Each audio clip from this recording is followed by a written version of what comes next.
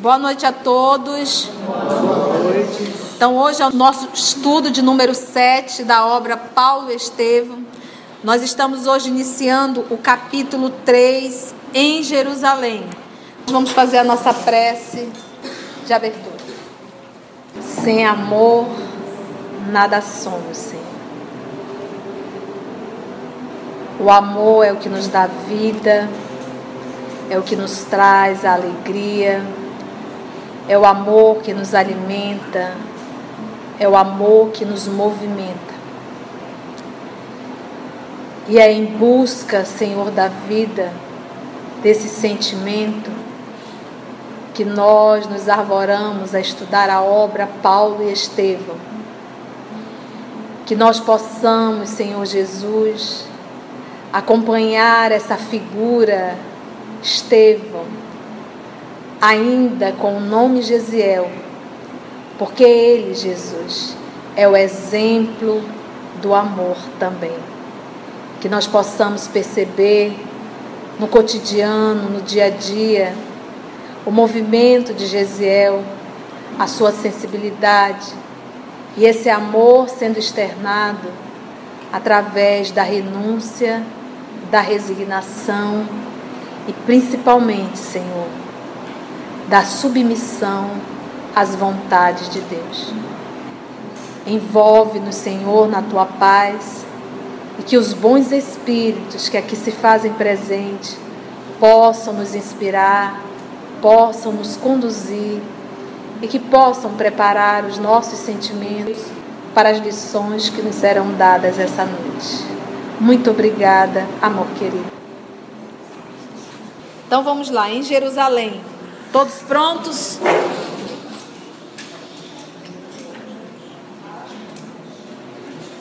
Capítulo 3.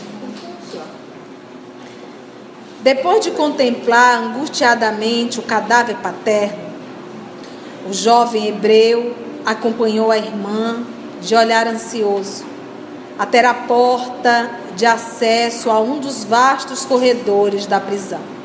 Porque vocês recordam que quando ela terminou de cantar a música, o funcionário, um soldado, se aproximou dela, muito compadecido. Em verdade, todos ficaram como que anestesiados. Tamanha a vibração, a voz daquela criança cantando, sem entender muito bem, inclusive, que o pai estava morto. E aquele soldado aproveitou aquele momento em que estava todo mundo meio anestesiado. Ele disse assim, tentou falar ríspido com ela para tirar, mas em verdade ele estava apenas fazendo um papel de um homem bravo. Quando chegou no canto, no corredor, ele disse, minha filha, fuja. Se possível, saia de Corinto. Não fique aqui.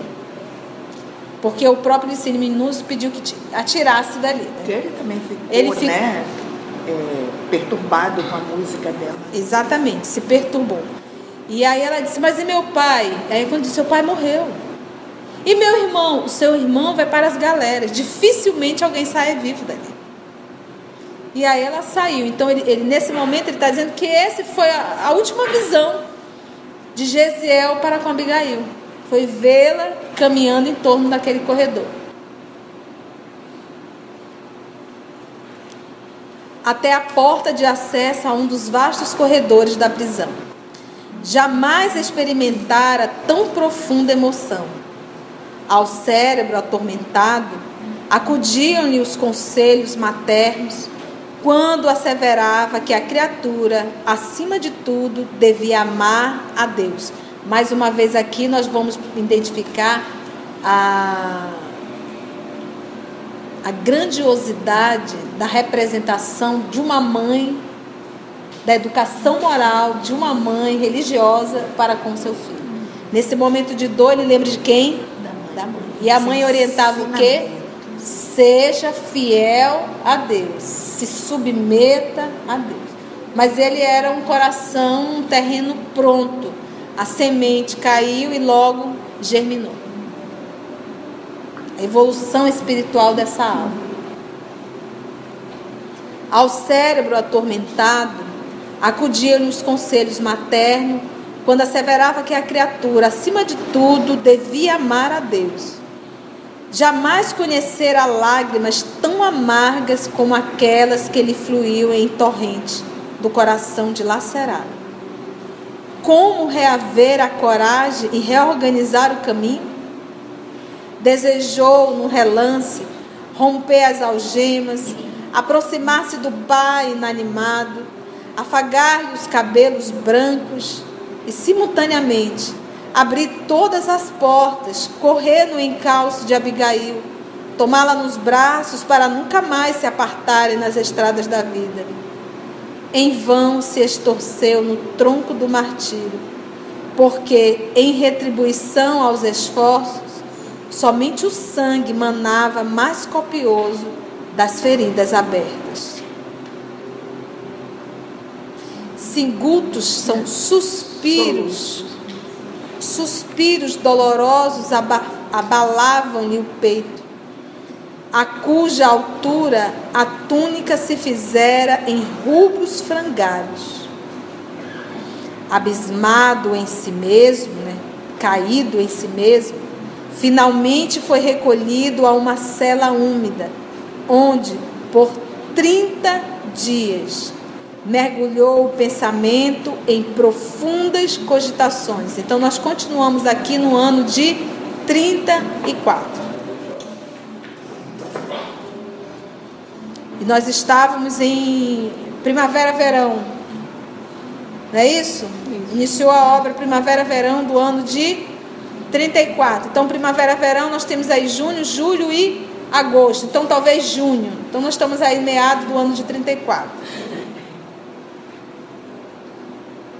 Ao fim de um mês, as feridas estavam cicatrizadas e um dos prepostos de Licínio julgou chegado o momento de o encaminhar a uma das galeras do tráfego comercial, onde se encontrava o questor, seria o encarregado, interessado em assuntos lucrativos. O moço hebreu perdera o viço róseo das faces e o tom ingênuo da fisionomia carinhosa e alegre. A rude experiência dera-lhe uma expressão dolorosa e sombria. Perdeu a alegria no rosto. Vagava-lhe no semblante indefinível tristeza e na fronte apontavam rugas precoces, anunciativa de velhice prematura. Nos olhos, porém, a mesma serenidade doce, oriunda da íntima confiança em Deus. Como outros descendentes da sua raça, sofrera o sacrifício pungente, seria doloroso. Todavia, guardava a fé como a auréola divina dos que sabem verdadeiramente agir e esperar. Olha aí, guardar a fé como a auréola divina dos que sabem verdadeiramente agir e esperar. Então, as pessoas confundem, acham que fé é algo passivo. Não é. Fé é um movimento ativo. Você age, realiza o que tem de fazer, você trabalha, você busca, você se esforça, você vai à luta e tem a certeza da assistência divina. A fé sem ação é a fé que você senta e espera Deus trabalhar e fazer por você. Então você vê aqui que ele coloca guardar a fé como a auréola divina dos que sabem verdadeiramente agir e esperar. O autor dos provérbios recomendara como imprescindível serenidade da alma em todas as flutuações da vida humana, porque dela procedem as fontes mais puras da existência. E Gesiel guardara o coração. Órfão de pai e mãe, cativo de verdugos cruéis, saberia conservar o tesouro da esperança e procuraria a irmã até aos confins do mundo, se um dia conseguisse de novo o beijo da liberdade na fronte escravizada. Que é aquela frase que nós sempre falamos, às vezes, quando fazemos diálogos muito difíceis. Você pode perder tudo, menos a esperança. Quando você perde a esperança, aí pronto, você está morto. Porque o que nos movimenta é a esperança. A esperança de um dia melhor. Hoje alguém pensa, Conceição, que momento difícil nós estamos vivendo no Brasil, difícil. Nós nunca estivemos tão bem. Nunca o Brasil esteve tão bem. Nós estamos combatendo uma corrupção, estamos achando ruim. Corrupção sempre existiu. E hoje isso está sendo penalizado. Então, jamais perder a esperança. Sem esperança, nós não vivemos.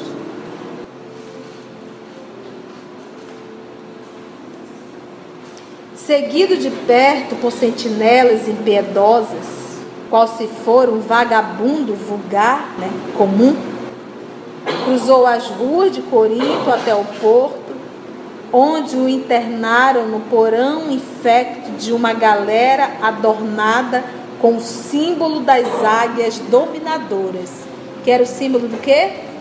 Dos romanos. Levar a justiça, a paz.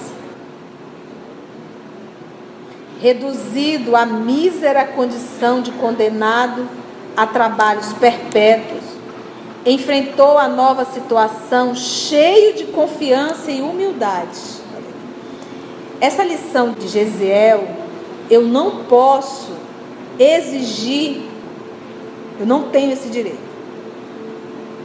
Alguém está no sofrimento, eu chegar lá e dizer assim, tenha fé, meu irmão, resigne, eu não tenho esse direito. Mas eu tenho todo o dever e direito de exigir ela de mim. Quando eu estou passando pela dor. Quando eu vejo um irmão meu passando pela dor, o máximo que eu posso fazer é trazê-lo no meu colo e abraçá-lo. E ver até onde podemos ir. Mas impor ao outro, eu não tenho esse direito. Mesmo a pessoa sendo espírita, tendo conhecimento, não dá. Porque eu não sei quem é essa alma. Eu não a conheço. Eu não sei qual o limite dessa alma. Apesar de hoje ser espírita. Entendemos? Então, todas as lições que nós aprendemos no Evangelho, nós temos que ter isso como regra. Ela serve para quem? Porque só eu sei qual é o limite das minhas forças. Só a Maria Luísa sabe qual é o limite da força dela. Eu não posso pegar a verdade para chicotear ninguém. Entendemos isso? Então, essa lição de Gesiel para cada um de nós. E só nós sabemos o limite da nossa força. E eu sei até que ponto eu posso exigir de mim mesmo. Porque olha, não é fácil não que ele está passando. Viu o pai morrer de uma forma dolorosa. Viu a irmã querida, eles têm muita afinidade, esses dois. São almas, olha, antigas. Uma menina de 18 anos de idade, sem pai, sem mãe, sem ninguém, sair corredor afora.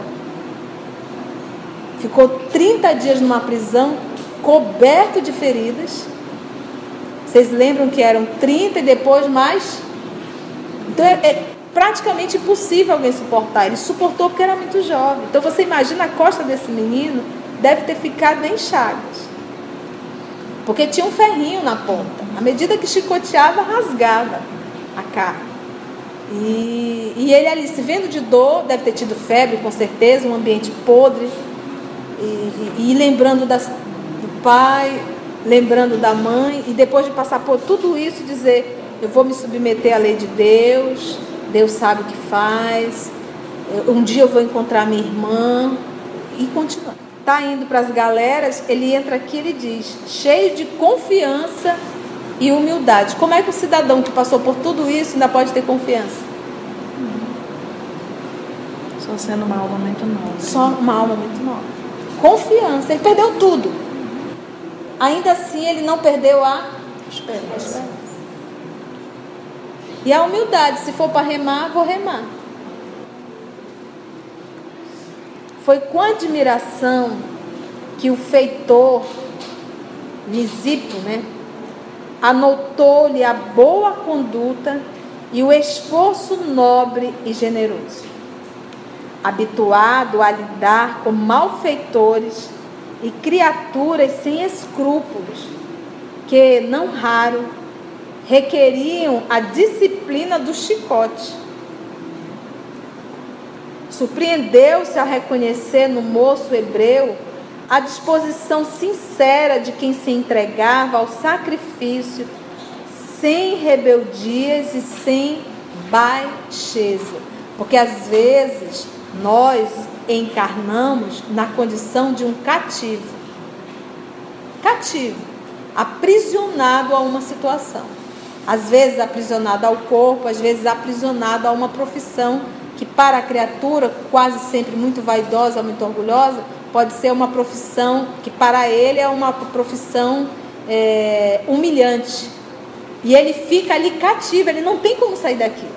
Ele vai varrer, vai ter que limpar banheiro, ele não tem, a vida não deu a ele nenhuma perspectiva, porque ele precisa passar por isso. E ele faz esse serviço, mas faz o quê? Revoltado. Reclamando, revoltado, fazendo motim, fofoca de todo mundo.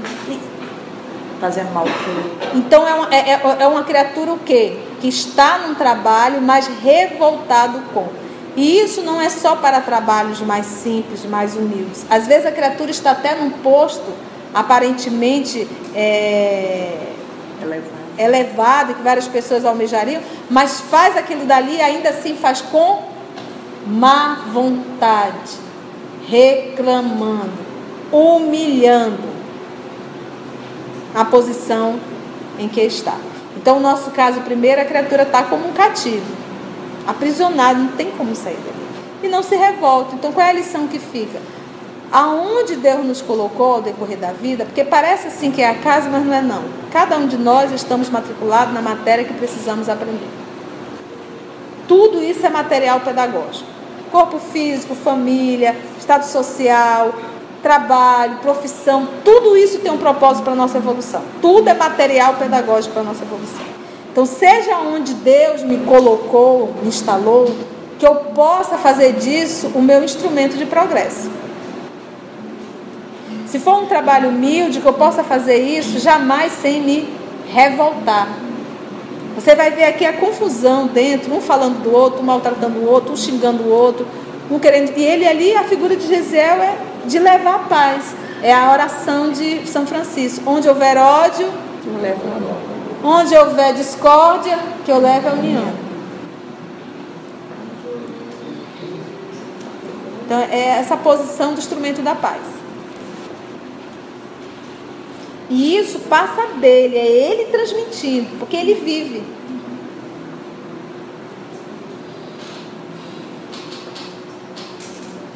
Manejando os remos pesados com absoluta serenidade, como quem se dava a uma tarefa habitual, sentia o suor abundante inundar-lhe a face juvenil, relembrando comovido os dias laboriosos da sua charrua amiga, que era o arado, ele ficava lá trabalhando.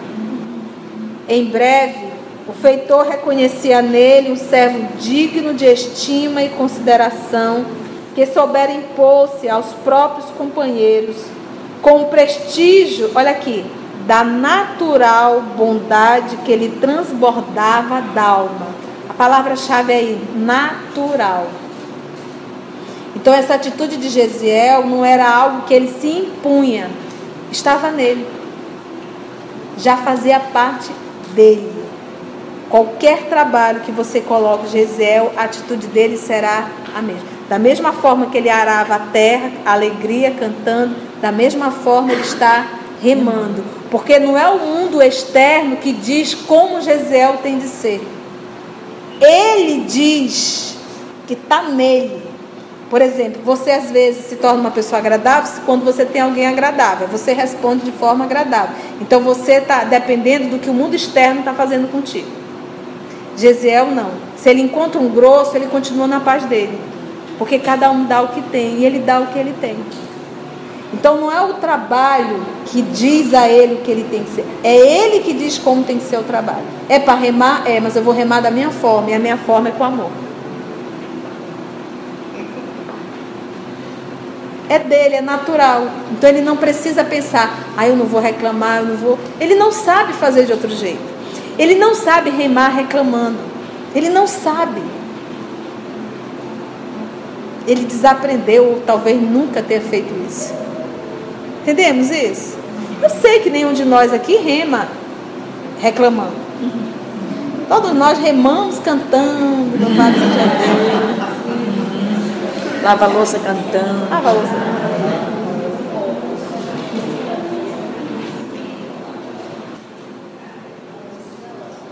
Um colega desalentado, de natural bondade que ele transbordava da alma. Ai de nós! Exclamou um colega desalentado. São raros os que resistem a estes remos malditos por mais de 4 meses. Então você vê aqui alguém com muita esperança, não é verdade? Alguém se identifica? Mas todo serviço é de Deus, amigo. Respondeu Gesiel, altamente inspirado. E desde que aqui nos encontramos em atividade honesta e de consciência tranquila, devemos guardar a convicção de servos do Criador, trabalhando em suas obras. Primeira dica, tá? Todo serviço é de Deus, amigo. Respondeu Gesiel, altamente inspirado. Você acha que ele está sozinho? O livro Renúncia, o padre Damiano, quando voltou para a França para ajudar Alcione, ajudar a Madalena, logo que ele chegou, a viagem muito longa, ele caiu numa enfermidade tamanha. Ele pegou uma pneumonia, talvez migrando para uma enfermidade maior. Então ele não tinha mais recursos. E dentro da igreja, para ficar, ele teria que ter recursos. Então, o que acontece? O que ele falou? Bem, vão me mandar para as casas de indigentes. E quando Alcione soube disso, esteve com ele, olha só, ele disse, minha filha, não tem problema. Não há problema algum. Eu vou para lá com os meus irmãos e lá eu poderei ajudá-los com a palavra. Ele estava pensando nele ou no outro? No outro. Nenhum momento de rebeldia, porque ia ficar junto com o indigente. Porque lá tem outros irmãos, eu vou para lá, vou ajudar, vou consolar. Quem sabe se eles não estão precisando? Então é basicamente isso aqui, olha. E desde que aqui nos encontramos em atividade honesta, não está matando, não está roubando, não está levantando falso testemunho, não está desviando verba. O trabalho é honesto. Se é honesto, é o quê? E de consciência tranquila, devemos guardar a convicção de servos do Criador, trabalhando em suas obras. Então, quando ele está remando, ele se sente um servo de Deus. Eu estou trabalhando para Deus.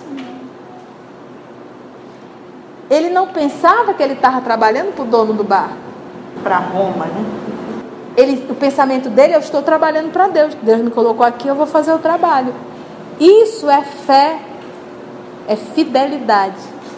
E isso nós acabamos perdendo um pouco isso. Nós achamos que o mundo nos conduz. Tudo está certo. Até aquela pessoa perversa que apareceu no teu caminho para fazer perversidade, inclusive, ele é instrumento de Deus para te aprimorar. Entendeu? O perverso que apareceu na tua vida é instrumento de Deus para te aprimorar. Ou para te aprimorar, ou para te levar para o quinto dos infernos. Porque às vezes tem criaturas que aparecem na tua vida como tentação. Para te corromper. é levar para o quinto dos infernos. Então, tem gente de tudo que é nível. De todos os níveis que você possa imaginar. Mas só lobos caem em armadilhas para a boca. Porque quando nós estamos trabalhando com jovem, assunto droga, e a tia sempre diz, não experimenta. Porque você não conhece a sua vida de outrem.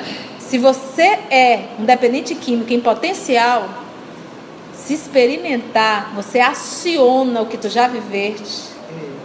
E aí, minha filha, é praticamente uma encarnação perdida novamente. Mas vamos voltar lá. Quando ele fala aqui, ele fala do trabalho honesto. Se eu estou fazendo um trabalho honesto, eu estou trabalhando para quem? Para todas se for um trabalho honesto, fique bem claro, tá? Para todas as complicações da nova modalidade de sua existência, tinha uma fórmula conciliatória, harmonizando os ânimos mais exaltados. E lembra que ele só estava convivendo com o espírito elevado, né? Vocês observaram como eles normalmente são malfeitores, lembra? O feitor surpreendia-se com a delicadeza do seu trato e capacidade de trabalho, que se aliavam aos mais altos valores da educação religiosa recebida onde, gente? No bojo da embarcação, sua firmeza de fé não se modificara. Dividia o tempo entre os labores rudes e as sagradas meditações. A todos os pensamentos sobrelevava, que aumentava a saudade do ninho familiar, com a esperança de rever a irmã algum dia, por mais que se lhe dilatasse o cativeiro.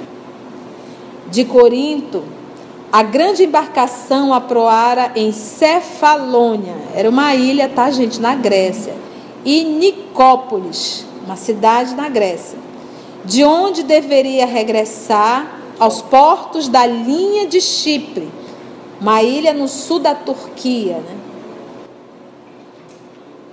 Depois de ligeira passagem pela costa da Palestina,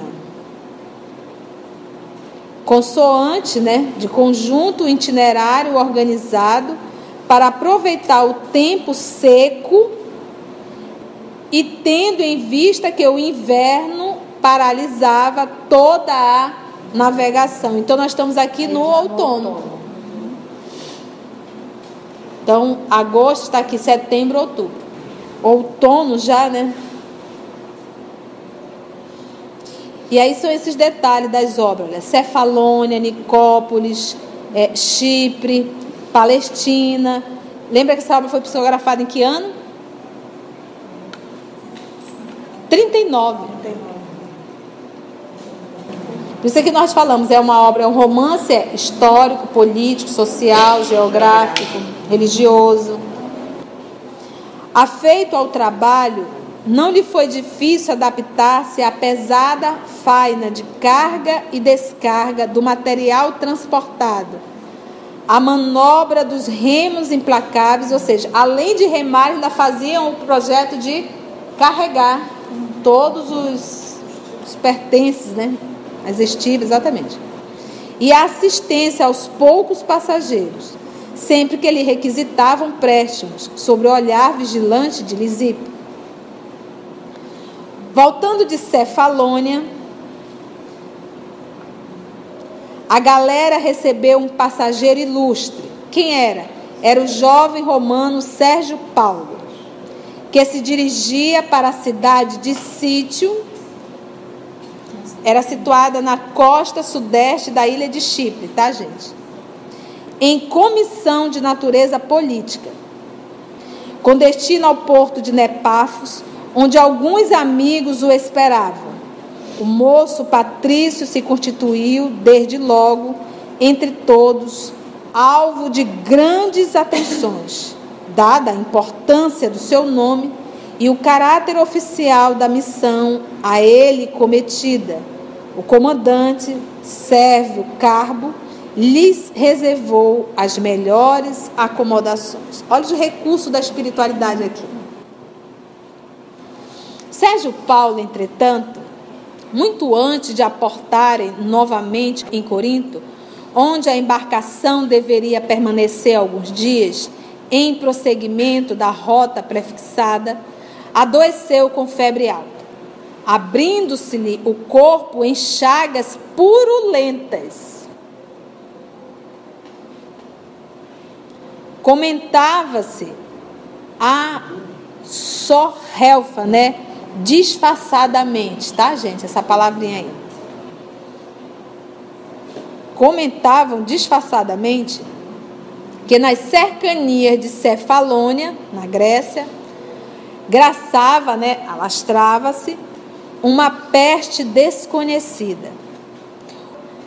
O médico de bordo não conseguiu explicar a enfermidade e os amigos do enfermo começaram a retrair-se com indisfarçável escrúpulo, receio, todos com medo de pegar a enfermidade.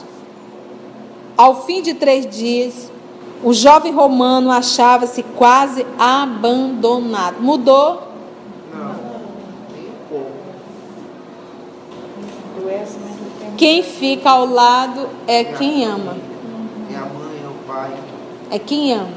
quem carrega. Quem está ali por... Eu acompanhei um caso de uma senhora que o filho dela, casado há anos, e ele pegou uma enfermidade que ele ficou realmente no leito, de ter que dar banho no leito e trocar fralda. Ela já é uma senhora de 70 e poucos anos. Ela saía da casa dela de táxi, ia para a casa do filho, dar banho e trocar fralda, porque a esposa não queria trocar a fralda dele.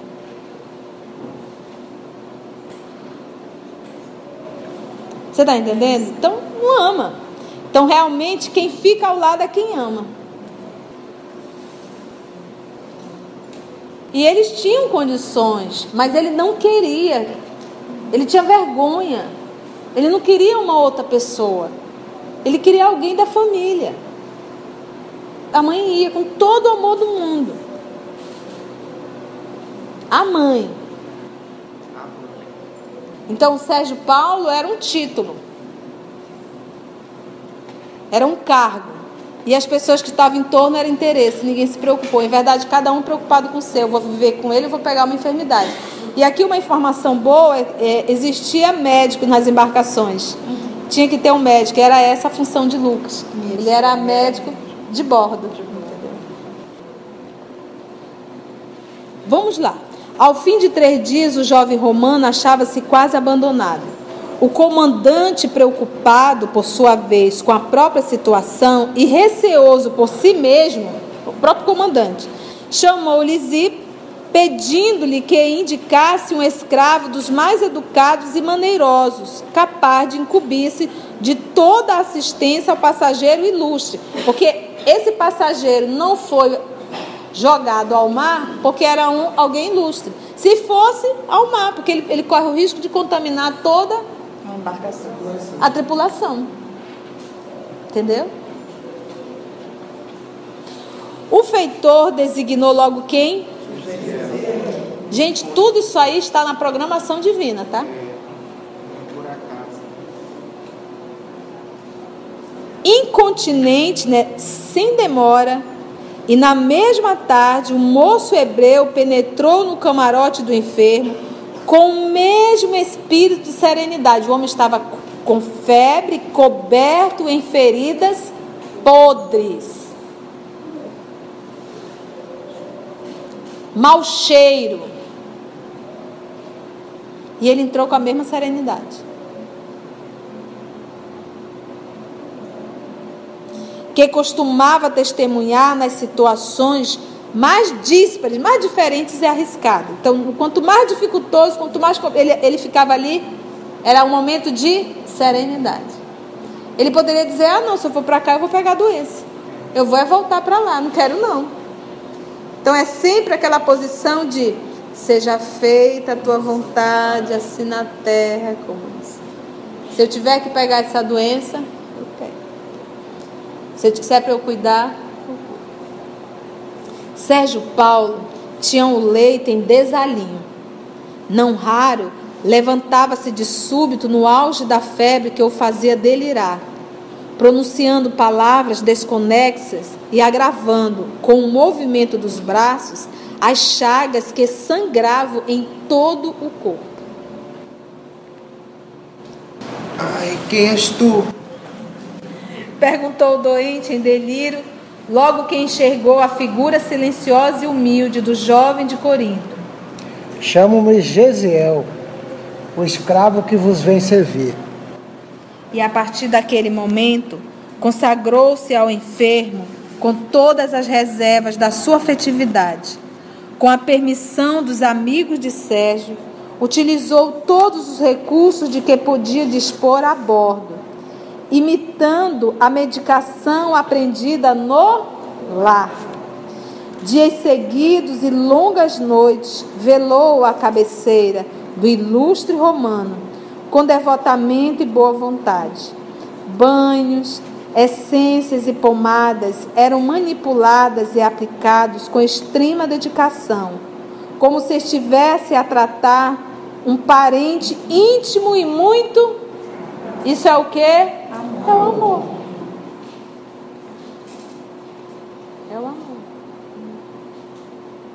Nas horas mais críticas da enfermidade dolorosa, falava-lhe de Deus, recitava trechos antigos dos profetas que trazia de cor,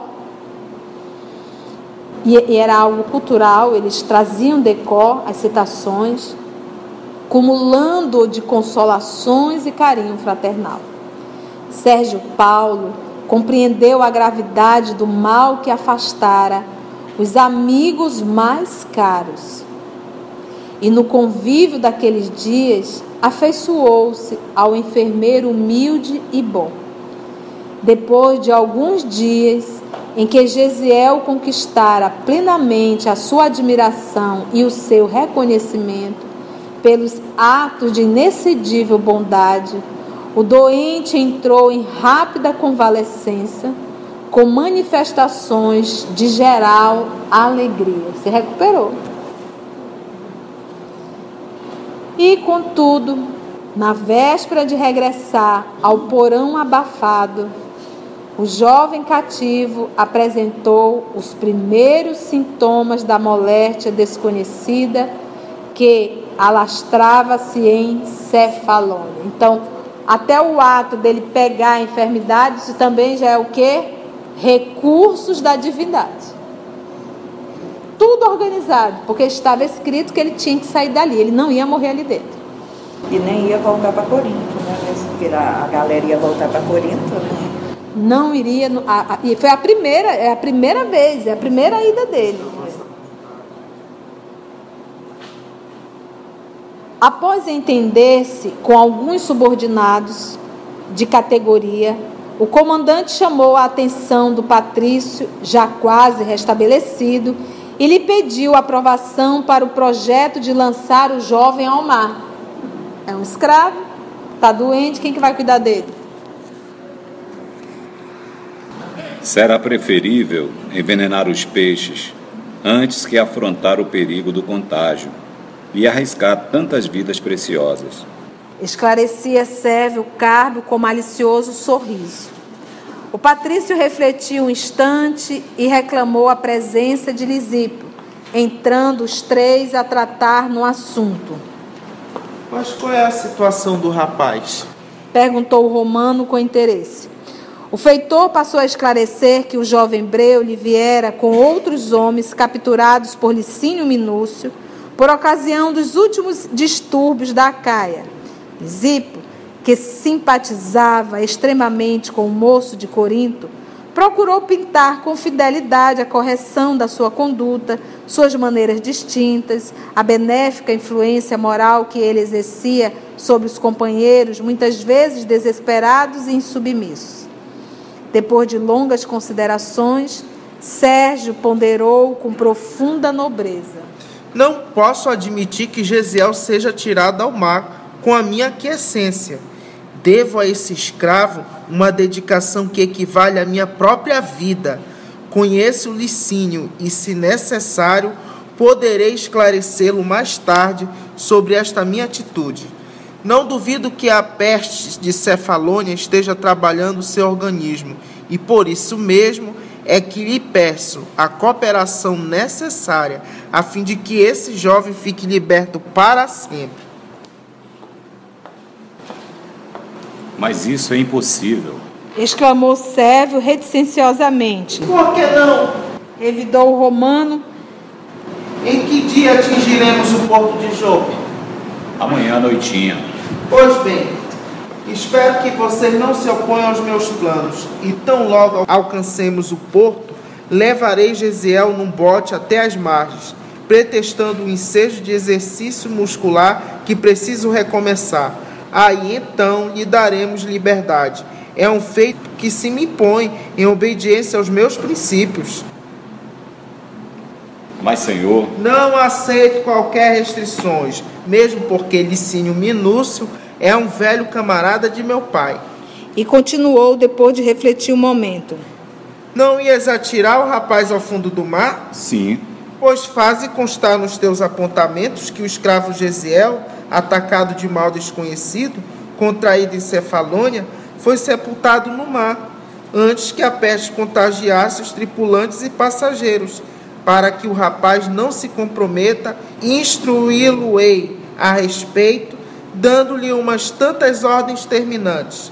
Além disso, noto-o bastante enfraquecido para resistir com êxito às crises culminantes da moléstia ainda em começo. Quem poderá garantir que ele resistirá? Quem sabe morrerá ao abandono no segundo minuto da liberdade? O comandante e o feitor trocaram um olhar inteligente de implícito acordo mútuo. Depois de longa pausa, Sévio concordou, dando-se por vencido. Está bem, seja. O moço Patrício estendeu a mão aos dois e murmurou. Por este obséquio ao meu dever de consciência, poderão sempre dispor em mim de um amigo. Daí a instante, Sérgio acercou-se do jovem, semi-adormecido, junto do seu camarote, e já tomado de febre, em começo de explosão, dirigindo-lhe a palavra com delicadeza e bondade. Gesiel, desejarias voltar à liberdade? Ó Senhor! Exclamava o jovem, reanimando o organismo com um raio de esperança. Quero compensar a dedicação que me dispensaste nos longos dias da minha enfermidade. Sou vosso escravo, Senhor. Nada me deveis. Ambos falavam o grego. E refletindo subitamente na situação de futuro, o Patrício interrogou. Porque ele não morava na cidade de Corinto? Corinto era o quê? Grego. Era a Grécia. Entendeu? Então, o jovem falava o grego. E o grego, para aquela época, é como se fosse o inglês hoje. Entendeu? As pessoas falavam o grego, era a língua comercial. Entendeu? Agora o hebraico não. O hebraico... Sabes o idioma comum da Palestina? Sou filho de israelitas e me ensinaram a língua materna nos mais verdes anos. Então, não te será difícil recomeçar a vida nessa província. Que era uma província romana, né? E medindo as palavras como se temesse alguma surpresa contrária aos seus projetos, acentuou. Gesiel, não ignoras que te encontras enfermo. Talvez tão gravemente quanto eu há alguns dias. O comandante, atento à possibilidade de um contágio geral, dada a presença de numerosos homens a bordo, pretendia lançar-te ao mar. Contudo, amanhã de tarde chegaremos a Jope, e hei de valer-me dessa circunstância para devolver-te a vida livre. Não desconheces, Gesiel, todavia, que assim procedendo, estou a infringir certas determinações importantes que regem os interesses de meus compatriotas. E é justo pedir-te sigilo do meu feito. Sim, Senhor. Respondeu o rapaz extremamente abatido, tentando com dificuldade coordenar as ideias. Sei que dentro em pouco a enfermidade assumirá graves proporções. Prosseguiu o benfeitor. Dar-te-ei a liberdade, mas só o teu Deus poderá conceder-te a vida, Gesiel. Entretanto, caso te restabeleças, deverás ser um novo homem com um nome diferente. Não desejo ser inculpado de traidor dos meus próprios amigos e devo contar com a tua cooperação. Obedecer-vos-eis em tudo, Senhor. Sérgio lançou-lhe um olhar generoso e terminou. Tomarei todas as providências. Dar-te-ei algum dinheiro para atenderes às primeiras necessidades e vestirás uma de minhas velhas túnicas. Mas tão logo seja possível, vai-te de Jope para o interior da província. O porto está sempre cheio de marinheiros romanos, curiosos e maleficentes. O enfermo fez um gesto de agradecimento, enquanto Sérgio se retirava para atender ao chamado de alguns amigos. Vocês entenderam, então? Então, como ele era um escravo, enfermo, o que deveria ser feito? Jogado ao mar. Então, Sérgio Paulo, com a consciência dívida, vamos dizer assim, em relação ao que aquele jovem, gratidão, uma dívida para com aquele rapaz, ele disse: não, se você vai jogar ao mar, diga que você jogou ao mar, mas me dá uma chance de tentar salvá-lo. E é basicamente isso. Só que para isso, ou seja, vai voltar um funcionário a menos, chamar de funcionário, mas é um escravo a menos, e lá eles vão dizer que ele morreu. Então você, por favor, se você conseguir escapar, mude seu nome, esqueça, não comente absolutamente nada com ninguém. E nem fica em Jope, vai embora. Vai embora, porque senão poderá ser reconhecido. Deu para entender mais ou menos? A próxima semana nós vamos ver a saída dele, como foi essa saída dele do navio. Alguma pergunta?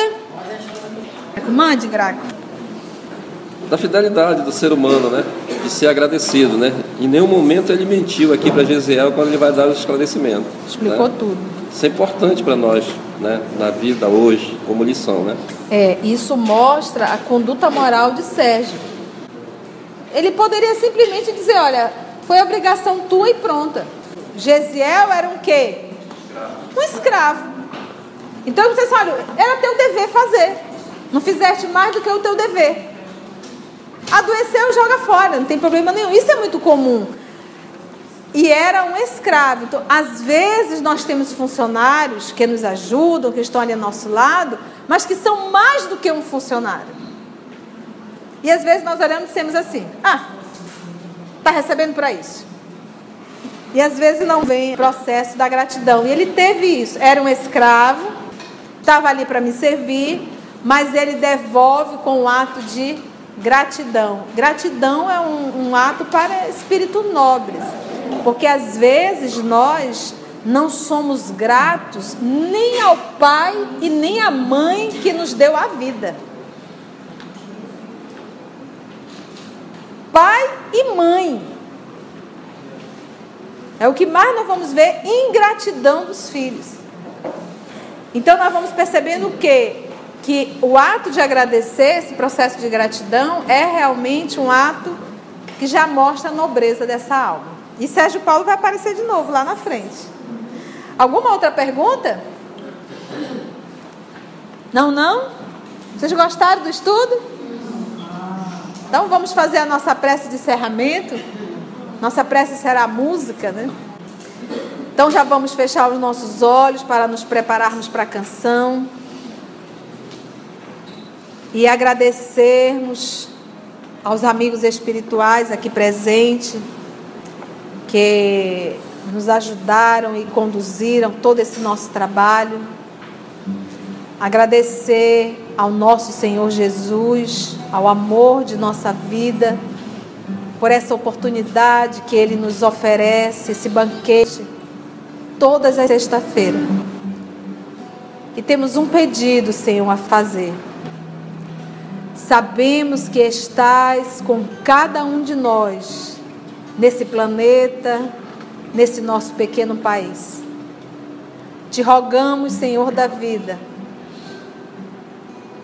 por todos nós, mas principalmente, Senhor,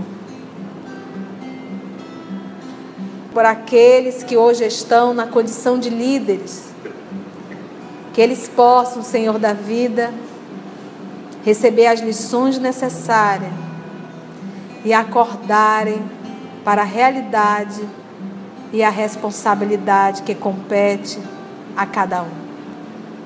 Muito obrigada, Jesus.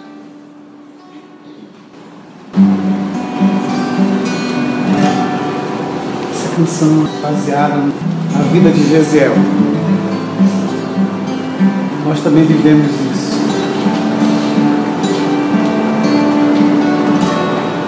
Quando a vida se torna difícil, quando você não se sente alguém, quando o desprezo invade a tua alma, quando das marcas só restam feridas, quando o amor não é alcançado, quando o mundo te deixa de lado e o coração explode na dor, é hora de ter o Salvador. O Salvador, Ele é Jesus, que por você morreu na cruz. Tua vergonha e o teu desprezo Ele levou. Carregue a sua cruz juntinho dele, e a força dele te torna capaz. E o amor que o mundo não te deu, Jesus te dá.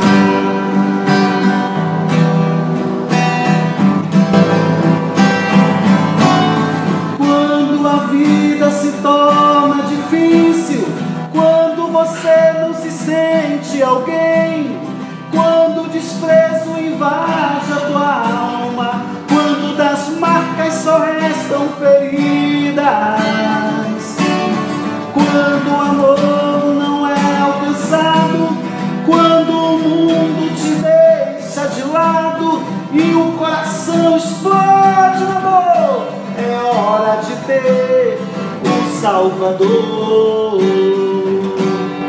O Salvador, Ele é Jesus, que por você morreu na cruz. Tua vergonha e o teu desprezo Ele levou. Carregue a sua cruz juntinho dele, e a força dele te torna capaz. E o amor que o mundo não te deu, Jesus te dá. E o amor que o mundo não te deu, Jesus te dá.